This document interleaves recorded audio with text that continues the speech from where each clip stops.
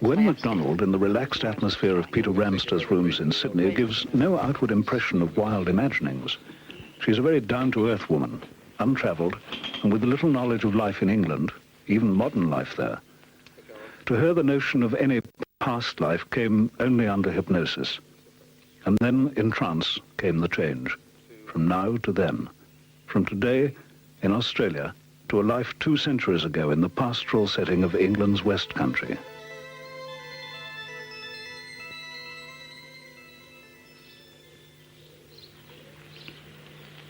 It'd be peaceful here. There'd be trees in the distance.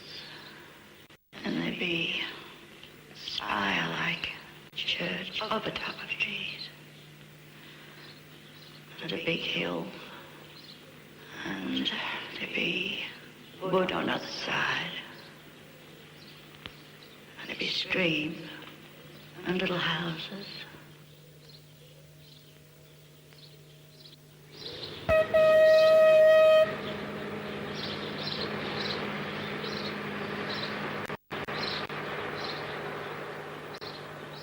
Producer Brian Morris joined our on-camera team in the search for Gwen's past.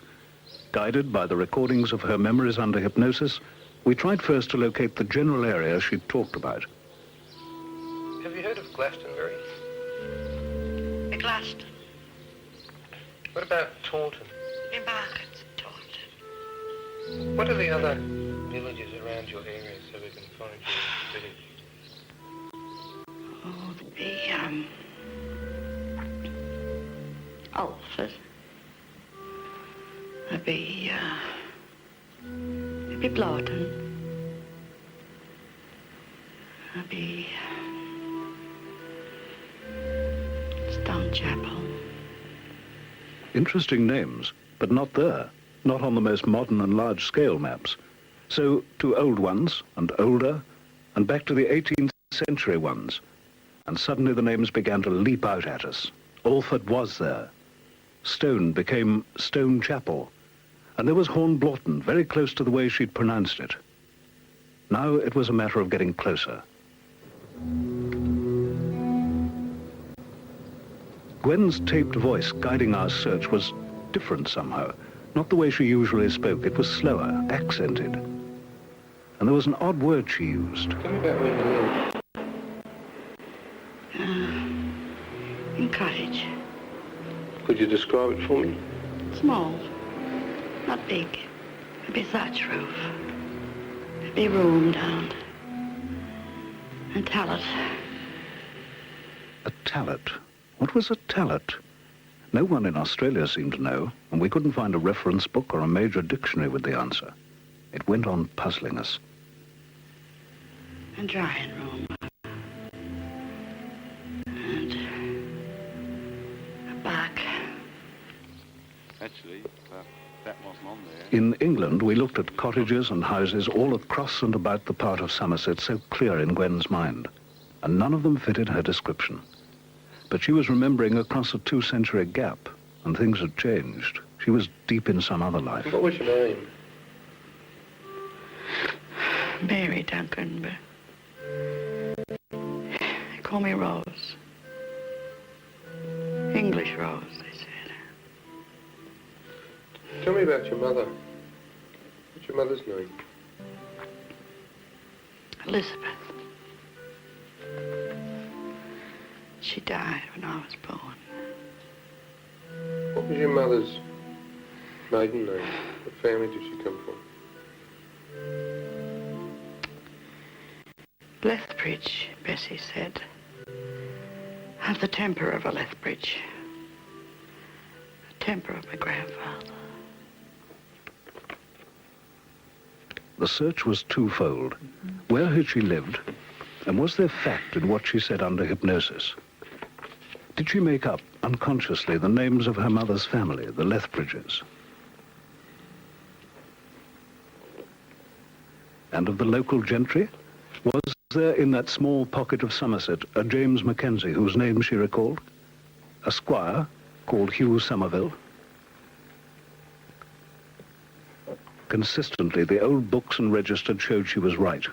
even to her use of that strange and long obsolete word, talent. Found the talent you were asking about. Really? West Somerset word book. Hayloft over a Stable, stable. of course. Exactly. Does that make sense in what you're looking for? Well, that seemed to have solved part of one problem, and we took the rest to an expert who was later to act as our witness. Found as Blotton or Bloughton, and later on became Hornblotton. So we're pretty convinced now that the Bloughton she talks about is Hornblotton. Well, this is interesting because, in fact, the older form of Hornblotton had an O sound in it, so that it looks as if she is hitting on an older form, which has now been corrupted to Hornblotton. So that's very satisfactory. But I'm convinced that there's something in it. So what we're going to do Now to find where Gwen, as Rose Duncan, had lived, and to take that independent witness with us. Dr. Basil Cottle is reader in medieval studies in the English department of Bristol University, and he agreed with us that we should make another blindfold test. We took Gwen into the wide general area she'd described under hypnosis in Australia, the area we'd first begun to search. Dr. Cottle watching very carefully Gwen's every move, studying her every word.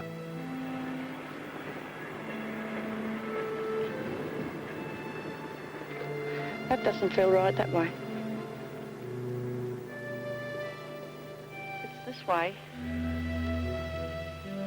And through the wood that way. I feel that way. She was pointing to the area around Clanville, a place of few and scattered houses where she claimed there had been 5 shops. This flat piece here feels right. And this curve here, I'm sure this is where they were. Sure this is where the shops were. On an old map, on that curve, 5 buildings show. 5 cottage shops, perhaps. Well, around that bend, if you turn that way, I'm sure you'll come to the stream. Around that bend. Oh, yes, it's water. It's water. I can feel it. And then you go across that. I think if you find a stream there, you'll see where it divides, and you go across the stones. Then you'll come to where I used to live. It wasn't that easy, not just a matter of walking there. Oh, yes, always. In the 2 centuries past, the country has been reshaped. Marshy land has been drained, woods have been cut and cleared, and fences have enclosed open land.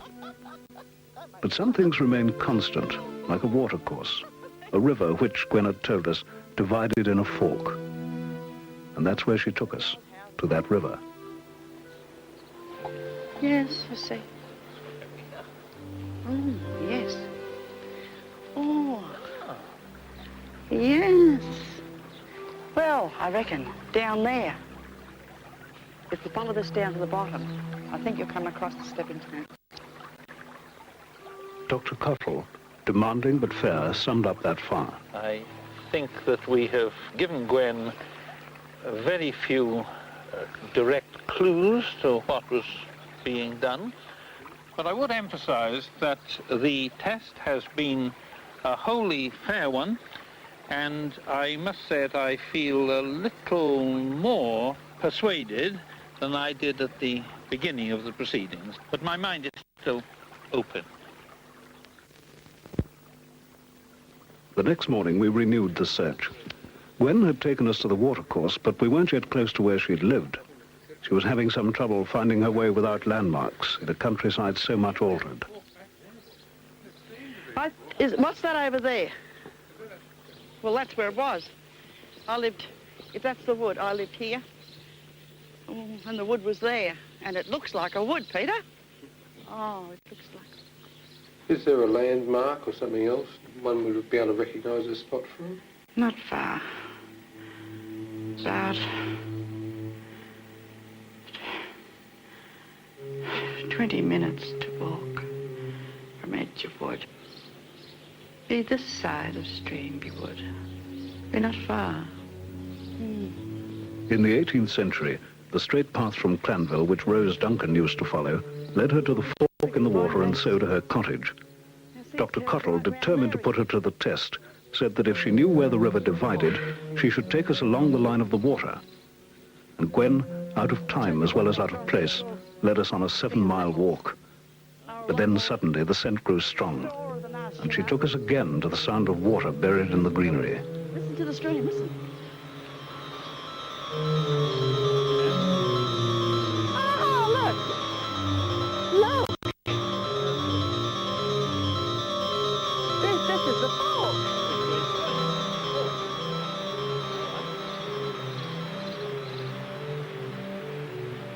This was the key to the puzzle for Gwen. This was where Rose Duncan had crossed the river to go to her cottage. Below a waterfall, the fork in the stream was there, just as she had said it would be. And she was off, moving with the purpose of someone who knows where she is and where to go. She led us unerringly now across fields and through nettle hedges in a beeline for a place we couldn't see. It was afternoon, and Rose Duncan was on familiar ground, home ground.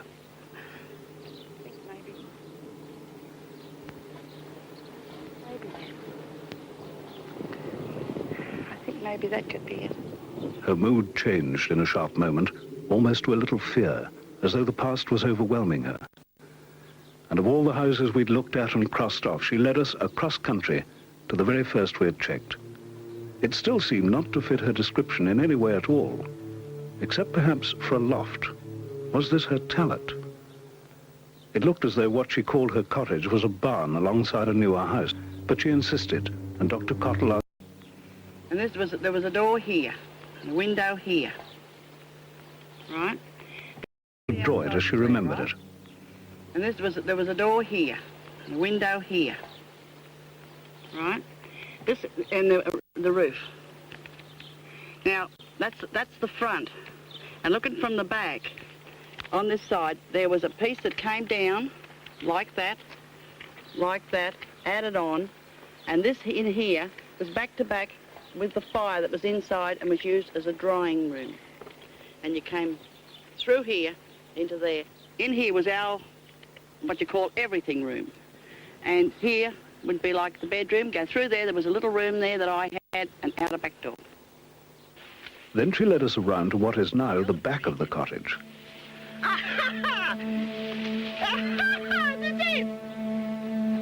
My God.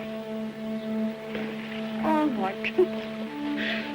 Including the little window you put on your plans.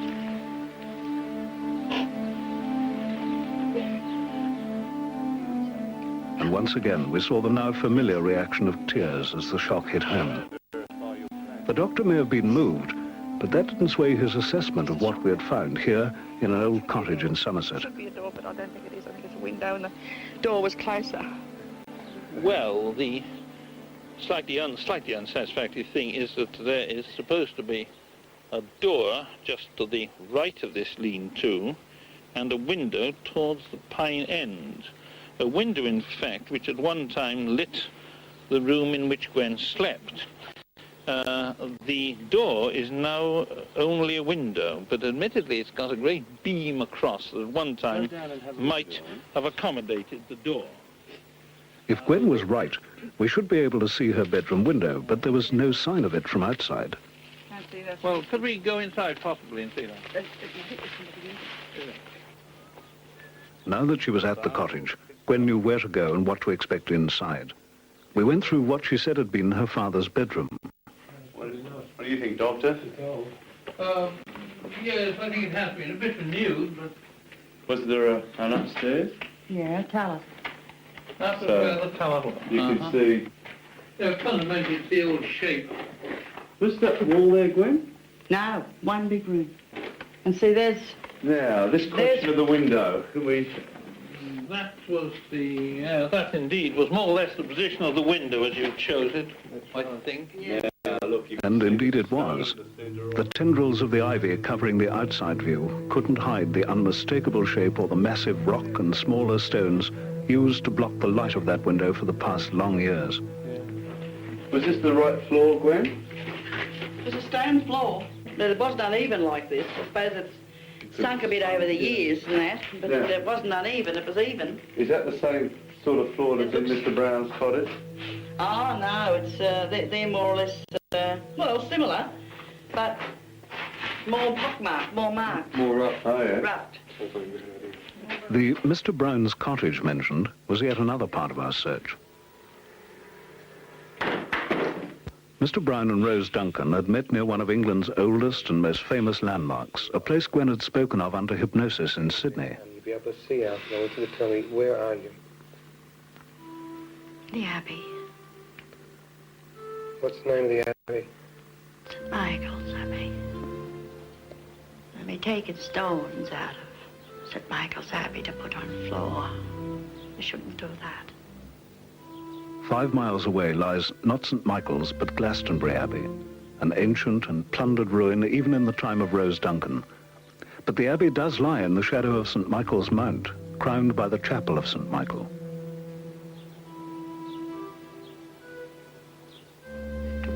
Stones for a floor in the house. I shouldn't touch stones. Did you see them move any stones at any time? Oh, aye. Mr. Brownie put stone on his floor. Gwen had told in trance of how Rose liked to visit the ruins of the Abbey, and how one day there she had cut her foot and been found hobbling by Mr. Brown, who lived a mile away on the far side. He'd taken her to his cottage and bathed and bandaged her injured foot, and she remembered him and his house for that kind act. Now she led us to where he had lived. There'd be 5 houses on the other side of the street. That's it. There'd be a second one from the end. I'm sure that's it. Across that west of England stream, 2 cottages only remain of the original 5. The cottages are possibly what Gwen remembers. They're in the right spot. They are near a river. They, I do believe, were once cottages, although they're now a little home for chickens and things.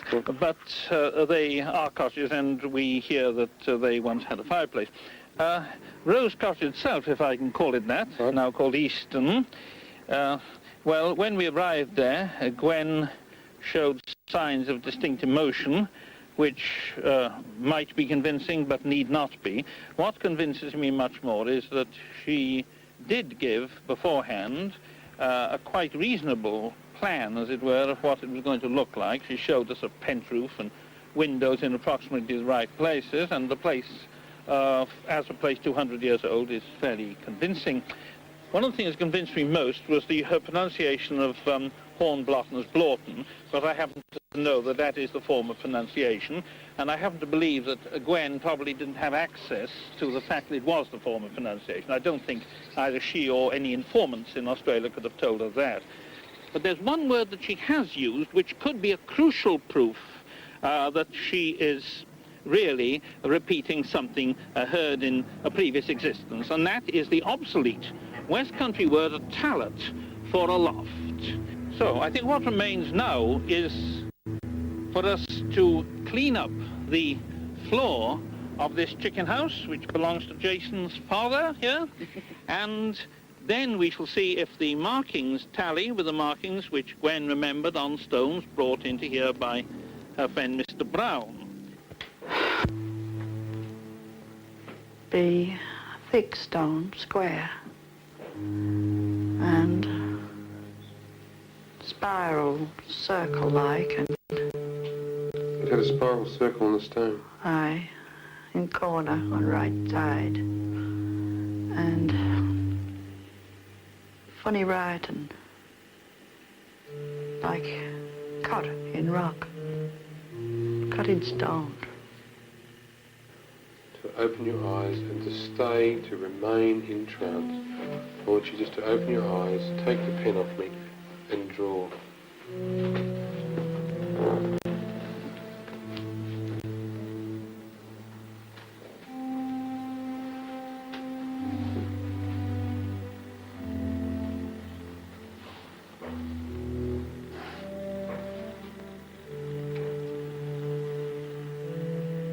This was something quite gripping. The markings she made were not writing, not anything formal, and that meant that if Gwen, under hypnosis, could see those strange and unique markings, and if we could find her stone, then we could either disprove her story or prove it solidly.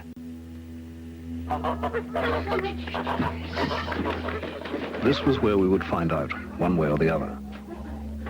It was 24 hours later, and the floor of that poultry shed was clean of a century's dirt and droppings. Farmer Dennis Simmons had been surprised to find there was a stone floor in his shed, and the distinctive Glastonbury Abbey stone at that. And even more startled when Gwen found the particular stone she had said would be there.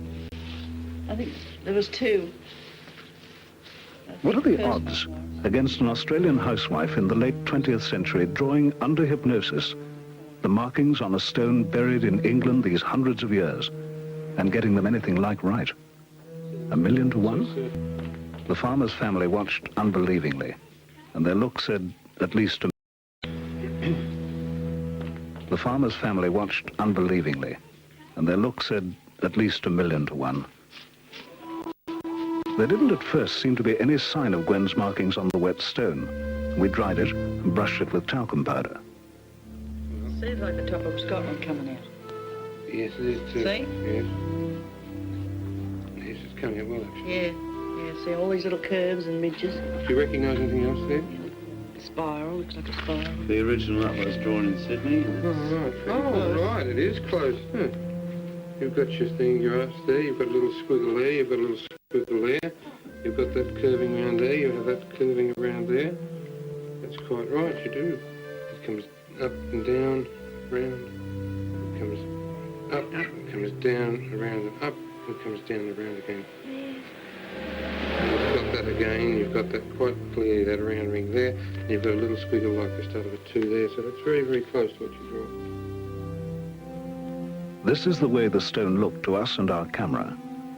Let's make the markings as clear to you now as they seemed to us then on that day in that dark old shed. The stone and the drawing done in Sydney. However long those 1,000,000 to 1 odds seemed, the effect on Farmer Dennis Simmons and his family was unmistakable. Unbelievable. Did you mention it to anybody? No, we didn't say anything because we all thought you were mad. Are we still mad? No. Sure? Explain reincarnation by saying that it is fantasy or genetic memory or something that they've read in a book. I don't believe it's fantasy because, for a start, the film deals in fact, not fantasy. It can't be genetic memory because people don't go down the same genetic line as their own ancestry. And as far as books are concerned, well, people could have read some of it in books, but I don't believe they could have read all the information that this film